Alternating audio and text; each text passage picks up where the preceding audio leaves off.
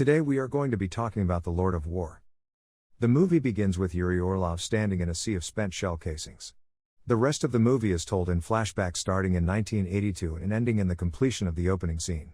The opening credits sequence shows a 7.62 by 39mm round being produced and going through various stages before getting fired from an AK-47 and traveling through the head of a child soldier during a war in Africa. The song played in the background of the opening credits sequence is For What It's Worth, performed by Buffalo Springfield. Through voiceover, Orlov describes how he first became an arms dealer. Yuri and his family came to the United States from Soviet Ukraine when he was a young boy. His family pretends to be Jewish for favorable immigration conditions to escape the Soviets. His family owns a restaurant which Yuri sees as providing a necessity as people have to eat. After Yuri sees a Ukrainian mafia boss kill two would-be assassins, he decides to provide another necessity: guns. He begins his career by selling Uzis. Yuri partners up with his brother Vitaly. Before beginning his career, he approached Simeon Weiss, a seasoned arms dealer at an arms convention in Berlin, with a business proposal. Weiss turns him down, dismissing Yuri as an amateur.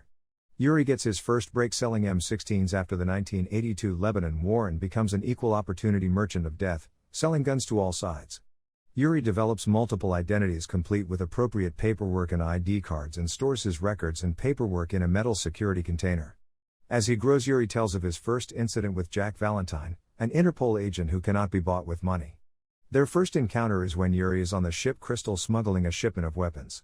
When he learns that Valentine is after him, he changes the boat's name to Kono, and his first interaction plays out smoothly in Yuri's favor. During a business deal with a Colombian drug lord, Yuri is paid in cocaine instead of cash. He argues but eventually accepts the payment after being shot. Vitaly and he both get high on cocaine, but Vitaly becomes addicted and Yuri checks him into a rehabilitation center. From that point onward, he conducted his arms business alone. Shortly afterwards, he begins to court Eva Fontaine, a model. He books a photo shoot and the entire hotel so that they have the whole area to themselves. After impressing her, they marry and later have a child named Nikolai. On the day that Nikolai begins to walk, the Soviet Union dissolves. Yuri rushes to Ukraine after watching Gorbachev's Christmas Day 1991 resignation speech on television. He contacts his uncle Dmitry, a general of the former Soviet army, and begins buying his tanks and AK-47s to expand his inventory, explaining in detail how the AK-47 is the most reliable assault rifle in the world.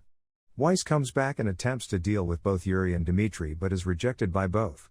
Valentine attempts to stop Yuri again as he tries to ship off a Mi-24, but fortunately a young Soviet army mechanic is able to remove the weapons, and because of a loophole in international law that does not classify either of them as weapons of war as long as they are shipped separately, Valentine is forced to let him go. Shortly afterwards, Weiss sets up a car bomb and Dmitry is assassinated. Yuri moves on to selling arms to the West African dictator of Liberia, André Baptiste, who pays in blood diamonds. After digging through his garbage, Valentine learns that Yuri will be making a cargo run to Sierra Leone. Valentine has fighter planes successfully intercept the plane in flight, but Yuri makes an emergency landing on a dirt road and gives away all the guns to local villagers before Valentine can arrive and detain him. Valentine handcuffs and detains Yuri for 24 hours before being forced to release him. Yuri makes his way back to Monrovia, where Baptiste invites him to kill the captured Weiss, who simply states he came to Liberia to sell weapons to Baptiste's enemies. Yuri is reluctant but does not tell Baptiste to stop pulling the trigger until he has done so and killed Weiss. Weiss later appears in a drug-induced hallucination and tells Yuri once again to take sides. Valentine keeps Yuri under surveillance, and one day he reveals to his wife Eva that Yuri is a major weapons dealer. Eva pleads with Yuri to stop, and he does, instead choosing to exploit the resources of the third world nations. However, he dislikes the business, complaining that the profit margins are low and that there is too much competition compared to illegal arms. Yuri re-enters the arms market when Baptiste approaches him. He is reluctant but goes when Baptiste tells him that he will pay more than the usual rate. Yuri decides to bring Vitaly along because he is nervous about the current climate of Liberia. However, they later learn that the sale is actually taking place in Sierra Leone. During the transaction, however, Vitaly witnesses a group of villagers beating a mother and her child to death and tells Yuri the entire village will be massacred if the deal comes through. He pleads with Yuri to stop the transaction, but Yuri says it's not their conflict. Vitaly responds by taking a grenade and blowing up a truck with half of the guns. A guard watching the transaction shoots Vitaly to death. Yuri still accepts the deal and all the villagers are then slaughtered. Yuri ships his brother's body back to the United States with him. He pays someone to remove the lead from Vitaly's body, but one bullet remains and he is stopped by customs. Meanwhile, while being followed by Jack Valentine, Ava finds Yuri's security container, which is definitive proof of Yuri's arms dealing. Ava takes their son and leaves him. When Yuri calls his parents, his mother says both my sons are dead. Valentine detains Yuri and tells him that he has a long jail sentence ahead of him. However, Yuri reveals to Valentine that the very reasons that Yuri should be incarcerated are also the same reasons that he'll walk free. His existence is a necessary evil, as the people he supplies are often the enemies of your enemies. He goes on saying that sometimes the US government needs a freelancer like himself to supply those that they'd rather not be seen supplying. Yuri then predicts that a high-ranking officer will come to congratulate Valentine and then order him to free Yuri because of his necessity. Surely enough, a high-ranking officer does indeed come and Yuri is released.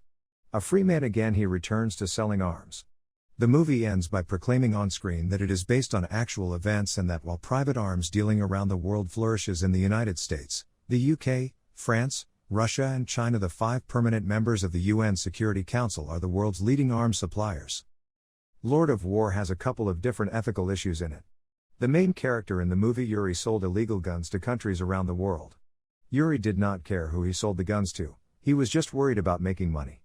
Although selling these guns brought Yuri a ton of money, this could be viewed as unethical because Yuri did not care how his actions affected other people. We see how this is foreshadowed in the beginning of the movie because of the scene where a kid is killed by a gun.